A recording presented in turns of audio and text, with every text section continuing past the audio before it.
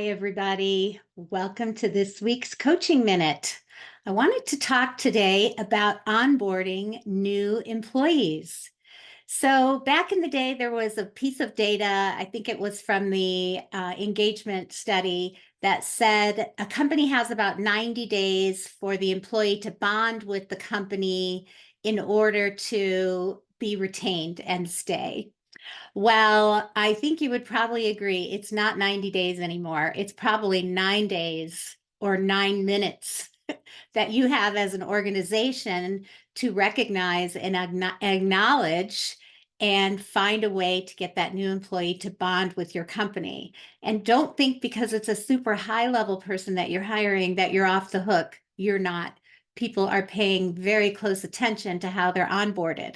And so I have just a quick hack for you, a few, about how to onboard and how to make it easy and how to make it go really well.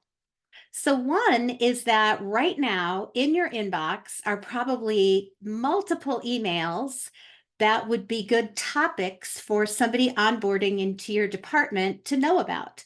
And so let's say there's a really complicated customer issue or technical issue or financial process or something that is handled in your department or your organization, and some of this is outlined in an email. Simply slide that email into a folder called onboarding and then accumulate these emails and almost like case studies over time. Then when your new person starts, or when your new person starts for one of your leaders or somebody in your department, you can just open that email folder and you have tons of topics. You have the nuances of your specific way of being in your organization. Those are the things that are the hardest for people to learn, are just the little unwritten nuances, the things that are not in the employee handbook. Those can all be contained in those emails if you make a conscious effort to start saving them. Another thing that you can do is if you do a postmortem on big projects, for example. So after the project is complete and the loops are closed, if you have a habit of doing that with your team, all that data and all of that engagement is something that you could save for onboarding, because that in itself has tons of topics and case studies that your new employees could use.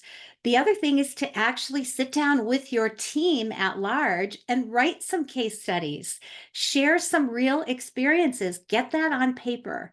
And so onboarding doesn't have to be this overcomplicated perfectionist approach, right? The person needs a schedule of who they're going to shadow and follow. This is beyond all the HR requirements. In your department, who do they need to meet with? What questions do they need answers to? You can also have the new employee come to you 4 days or 5 days after their onboarding with a list of 10 questions that they weren't able to answer or that have occurred to them. So you can make it a very active, lively, excellent process by not overcomplicating it, but actually getting it done and getting it on paper. I hope this helps. Have a great week.